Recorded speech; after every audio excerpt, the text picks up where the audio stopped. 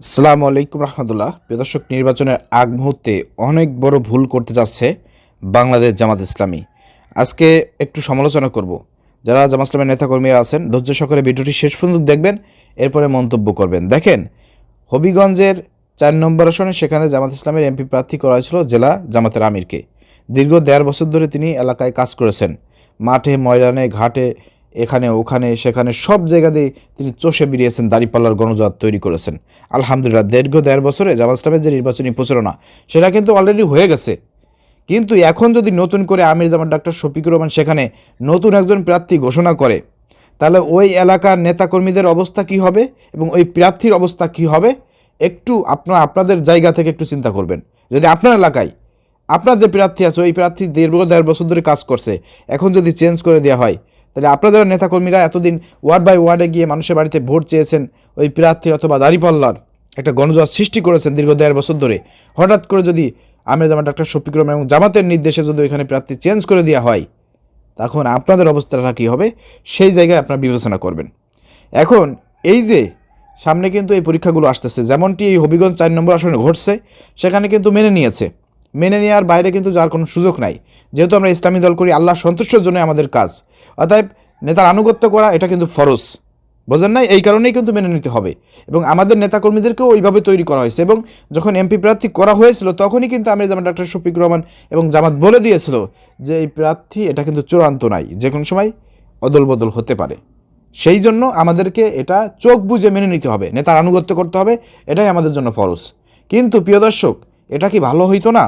এই সিস্টেমটা ভালো হইতো না যে ৬ মাস আগে এই রদবদল করা এবং ৬ মাস আগে একদম ফিক্সড করে দেওয়া, যাতে নির্বাচনী প্রচার প্রচারণা থেকে শুরু করে সব কিছু যাতে ভালোভাবে হয়, যাতে নির্বাচনের ২ মাস ১ মাস আগে এই প্রার্থী চেঞ্জ করা না হয়। এবং এতে নেতাকর্মীদের মনের মধ্যে একটা ক্ষোভ, একটা কষ্ট থাকবে। আপনি যতই নেতার আনুগত্য করি না কেন, কিন্তু আমরা তো শেষ একটা মানুষ, দীর্ঘ ১.৫ বছর ধরে একজন প্রার্থীর জন্য কাজ করলাম, কিন্তু শেষমেশ ২ মাস আগে নির্বাচনের আগ মুহূর্তে বললো যে এই প্রার্থী হবে না, অন্য একজন প্রার্থী দিয়ে দিল, তখন নেতাকর্মীদের মনের অবস্থা কী হবে আপনি একটু চিন্তা করেন। আপনার আসনে যদি এই ধরনের ঘটনা ঘটে কী হবে? আমি আমার আসনের কথা বলি, ফরিদপুর ১ আসনে আমরা যে প্রার্থীর জন্য ডক্টর ইলিয়াস মোল্লা, ফরিদপুর ১ আসনে, তার জন্য যে পরিমাণ আমরা ১.৫ বছর ধরে কাজ করতেছি, এমনকি তিনি নিজে প্রতিদিন ৯টা থেকে শুরু করে রাত ১২টা পর্যন্ত এখানে ওখানে ছুটাছুটি করে বেরিয়েছেন, নিজের সময় ব্যয় করেছেন, শ্রম দিয়েছেন, মানে সব কিছু তো আল্লাহর জন্য, আল্লাহ সন্তুষ্টর জন্যই, দাঁড়িপাল্লাকে বিজয় করার জন্য, তাই না? তো এই যে এত কিছু করেছেন এবং লক্ষ লক্ষ টাকাও খরচ করেছেন। অনেকে বলবেন যে টাকা কোনো ম্যাটার না, হ্যাঁ টাকাও কিন্তু ম্যাটার। দিন শেষে কিন্তু নির্বাচনী কাজে কিন্তু টাকা লাগবে, টাকা ছাড়া কিছু করতে পারবেন না। অতএব সেক্ষেত্রে কিন্তু তিনি অলরেডি ৫০ থেকে ১ কোটি টাকা অলরেডি খরচ করে ফেলেছেন।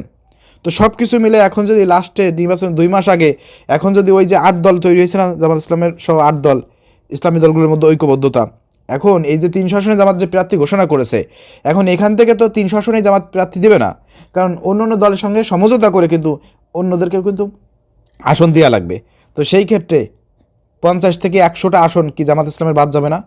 তো সেই আসনে যারা এই ১.৫ বছর ধরে কাজ করলো, নেতাকর্মীরা, প্রার্থী যে কাজ করলো, শ্রম ব্যয় করলো, এরপর আপনার মাঠ তৈরি করলো দাঁড়িপাল্লার পক্ষে, সেখানে যদি আপনার একজন চরমনায় প্রার্থী দেওয়া হয় অথবা অন্য ৮ দলের যে কোনো একটা প্রার্থী দেওয়া হয়, তখন ওই এলাকার জামাত ইসলামের নেতাকর্মীদের অবস্থাটা কী হবে একটু চিন্তা করেন, ওই প্রার্থীর অবস্থাটা কী হবে। হ্যাঁ, জামাত ইসলাম যেহেতু নেতাকর্মীদেরকে এইভাবেই তৈরি করছেন যে নেতার আনুগত্য মেনে নিতে হবে, নেতার আনুগত্য মানবে, ঠিক আছে, কিন্তু একটু চিন্তা করে দেখেন, তাদের কি বুক ফেটে যাবে না? তাদের কি কষ্ট লাগবে না?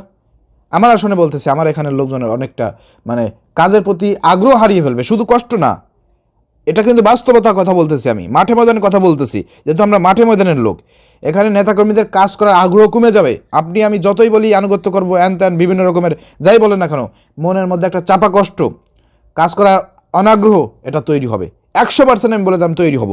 আমার কথা বিশ্বাস করেন আর না করেন, আপনি আপনার এলাকায় দেখতে পাবেন যদি এই ধরনের ঘটনা হয়, ঠিক আছে?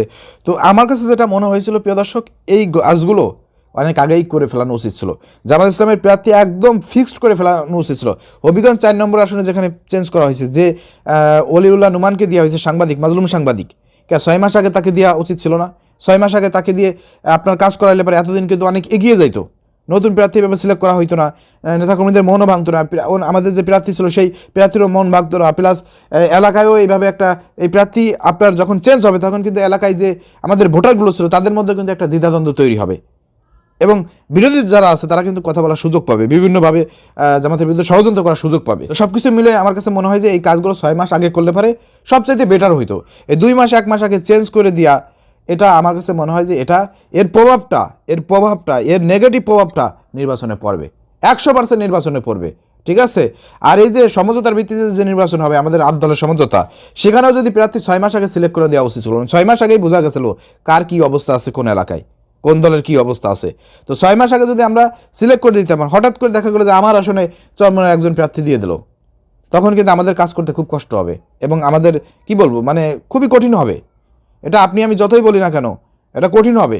এই জন্য আমি মনে করি 6 মাস আগে এই কাজটা করা উচিত ছিল। এইখানে আমার মনে হয় যে চরম একটা ভুল করেছে জামাত ইসলামী, এবং এই ভুলের খেসারত হয়তো আগামী নির্বাচনেও তাদের দেওয়া লাগতে পারে। ঠিক আছে। তো যাই হোক প্রিয় দর্শক, আমার কাছে এটাই মনে হয়েছে যে এই কাজগুলো 6 মাস আগে করলে পারে বেটার হইতো। ফিক্সড করে দিলে পারে, সব দলের প্রার্থী ফিক্স করে দিলে পারে এই নির্বাচনে আগ মুহূর্তে এমনকি হইতে পারে সমঝোতা নিয়ে কিন্তু অনেক ঝামেলা হতে পারে, কারণ রাজনীতিতে শেষ বলতে কিছু নাই। ঠিক আছে। অতএব অনেক নানা হিসাব নিকাশ আছে ভাই, সবারই স্বার্থর বিষয় আছে। তো জামাত ইসলাম যেভাবে মাঠ তৈরি করেছে এই 1.5 বছরে, অন্য 8 দল যারা জামাত ইসলামের সঙ্গে আছে কিংবা সমঝোতার ভিত্তিতে নির্বাচন করবে, তারা কি ওভাবে মাঠে চষেছে, টাকা পয়সা খরচ করছে, নেতাকর্মীরা বাড়িতে বাড়িতে গেছে, যাই নাই। কিন্তু জামাতের প্রার্থীরা সবাই কিন্তু কষ্ট করতেছে, প্রচুর পরিমাণ কষ্ট করতেছে। তো সেইখানে 50 থেকে 100 জন প্রার্থীকে যদি আপনি বসায় দেন অথবা চেঞ্জ করে দেন, অন্য দলকে দিয়ে দেন, ওই প্রার্থীদের অবস্থা কী হবে, ওই নেতাকর্মীদের অবস্থা কী হবে? খুব কঠিন ভাই, খুব কঠিন। আপনি আপনার এলাকা দিয়ে চিন্তা করেন, খুব কঠিন হবে এবং এর প্রভাবটা কিন্তু আগামী নির্বাচনে পড়বে। এই জন্য এই কাজগুলো আমি মনে করি যে আগেই ফিক্স করা উচিত ছিল এবং আসন ভাগাভাগির বিষয়টাও আগেই ফিক্সড করা উচিত ছিল। তাহলে আগামী নির্বাচনে আমাদের ফলাফলটা খুব ভালো হতো। এটা হচ্ছে আমার পরামর্শ, মানে আমি অ্যানালাইসিস করে আমার কাছে মনে হয়েছে এটা করলে ভালো হতো। এখানে চরম পরিমাণ একটা ভুল করেছে জামাত ইসলামী। আমার কথার সঙ্গে অনেকে একমত হতে পারেন, আবার দ্বিমত পোষণ করতে পারেন। একটু বুঝে শুনে হিসাব করে কমেন্ট করবেন। ধন্যবাদ। আসসালামু আলাইকুম রহমতুল্লাহ।